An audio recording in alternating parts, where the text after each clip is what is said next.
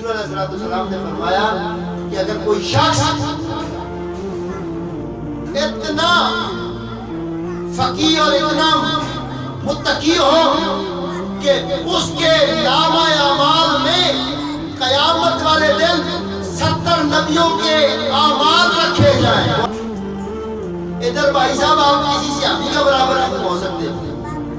مفتی صاحب، شیخ الحدیث صاحب، بڑے حافظ صاحب، قاری صاحب، مولانا صاحب تے پیر صاحب، تو ایک صحابی کے برابر نہیں ہو سکتا.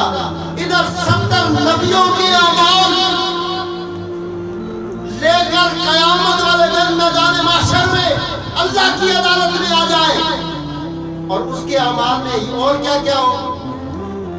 حضور فرماتے ہیں کہ وہ کعبے کا کپڑا پکڑ کر اپنی ساری زندگی دعائیں کرتا رہے، ایک لمحے کے لیے بھی کوتاہی نہ کرے، اور سجدہ اتنا کرے کہ اس کی پیشانی سے آ جائے، اور صدقہ اتنا کرے. کہا کہ احد کی پہاڑی سے لے کے کل کائنات کی پہاڑیوں کا سونا اکٹھا کر کے خیرات کر دے. اور ساتھ میں یہ بھی فرمایا کہ روزہ اتنا رکھے، اتنے روزے رکھے، اتنے روزے رکھے، تیلی کی طرح کمزور ہو جائے.